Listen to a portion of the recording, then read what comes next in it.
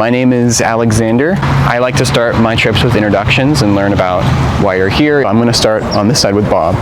Hi, I'm Bob, and I've always loved birds, and I'm just new to this. This is my second outing with all you guys, and I'm Bev, and I'm a Birdability captain, so I help to organize these trips for people who might like to get out and about who may have mobility issues.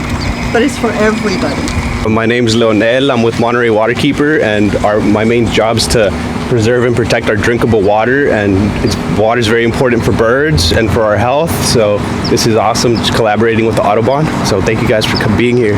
Francisco, it's my second outing. Met Alex and Asilomar, and happy to experience this area, enjoy the day out together, just like being outdoors, like birds. I'm Amy. I'm a physical therapist who's getting more involved with Audubon, and I was really interested in the Birdability program. This tree up here, we've got a bunch of birds that are fully dark overall. If we look closely, we'll see that these are all going to be, actually there's a couple, it's a mixed flock, so it's mainly Brewer's blackbirds. But then to the right-hand side, there's one that's sort of got a speckling throughout, and that's going to be the European starling. And as the name implies, that's not a native species to here. Shakespeare, somebody who... Yes. Shakespeare. Yeah, so a couple hundred years ago, the Shakespeare Society it was either New York or the United States, but in New York, they heard about the starlings in Shakespearean work and romanticized the idea of having starlings in America. So they introduced them in New York, and now years later they're abundant all throughout North America. So we didn't have starlings before? No, we didn't have the European starling here, no. They were introduced. And how are they different besides the speckling? Is the beak different? The beak's slightly different as well. We got rid of the carrier pigeons. Yes, yeah. Yeah, I know. So the beak on the starling is also, it's yellow compared to the blackbirds that we have here. So if we were looking at the right-hand side of the tree, it's the rightmost bird from my point of view. It's the one that's just flying here. It's going. So these blackbirds turn into red-winged blackbirds when it's mating season? These ones, so these are the Brewer's blackbirds. So we have a few different species of blackbirds that regularly occur here. And the Brewers and Redwings are separate species. So these aren't going to be the red-winged blackbirds. And then there's the There's also the tricolored blackbird as well. And then occasionally we get the yellow-headed blackbird. Right in the sky, there's a bunch of turkey vultures that are soaring. And they're like way out in the distance. And you'll see that they're circling there in the sky. They like to, they ride the thermals, so they ride the air currents as they come up.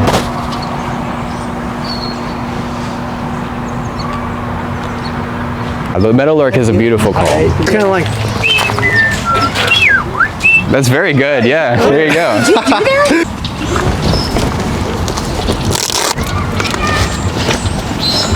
Bench here, there's a black phoebe. That's a... Oh, you love their flycatchers. Yeah, so these are a species of flycatcher. This one? Yeah, the pretty straight beak that they use for catching flies, as the name flycatcher would entail.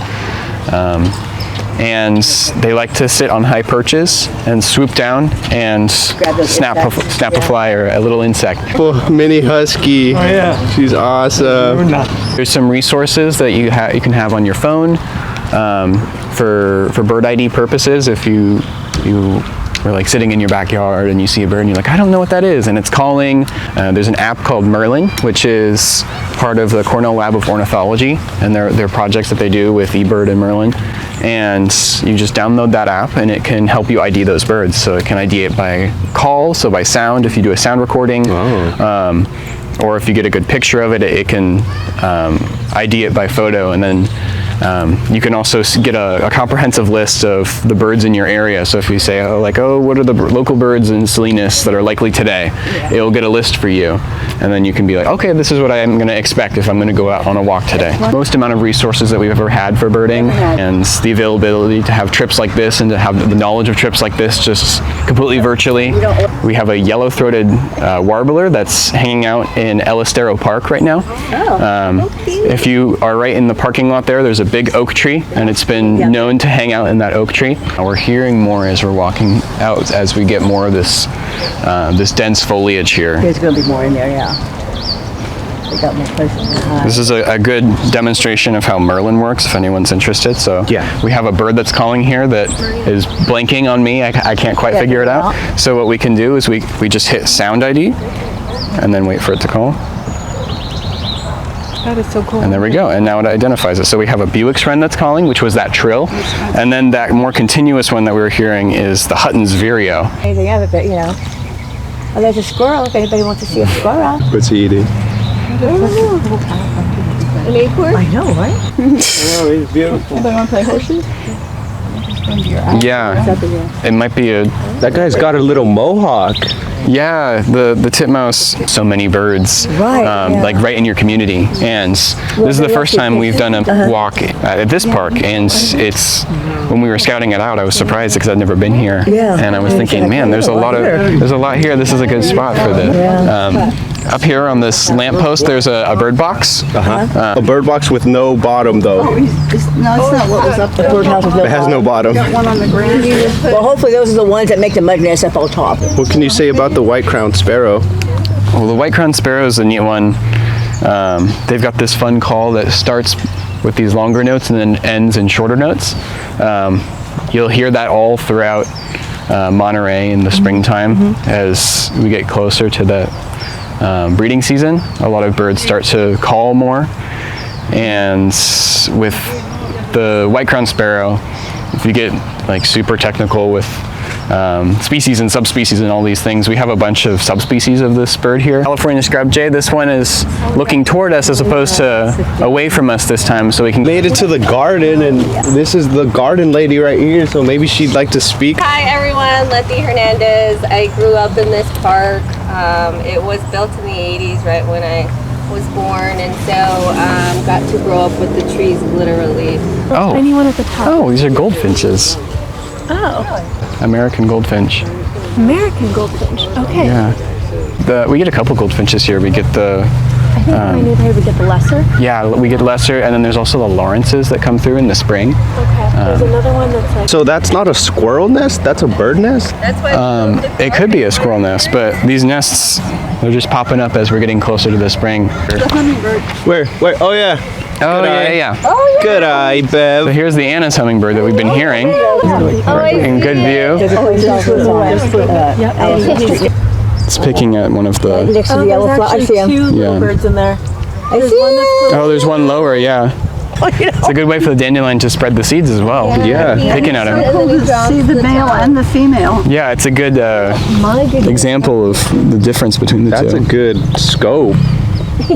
My gosh. Although I gotta say my binoculars are pretty good too. Not quite as good as your scope, but Yeah, it's so cool. The scope is nice if things are standing still, Right. but yeah, You know what I mean? that's part of it too. Yeah. Yeah. Can't see it. Oh, wait. Three ways, naked eye and... Yeah. So who says... You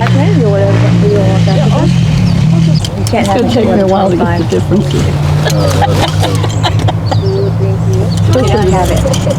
And he's just eating the seed? Yeah, it looks like he's picking apart the dandelion for the seed inside. Phoebe right here, that's fly catching at the top here. Looking for bugs. The Okay, branch that curves, that's arcing that way, okay. it's right there. That one that just flew? No. There's one it's right up here in the top. In This this- wild spaces and enjoy nature in our local parks. We don't have to go out into like natural like wilderness. Right. We don't have to go to national parks. We have it right here. We're gonna start to slowly make our way back to the parking lot. Yeah. Slowly. Audubon and Natividad.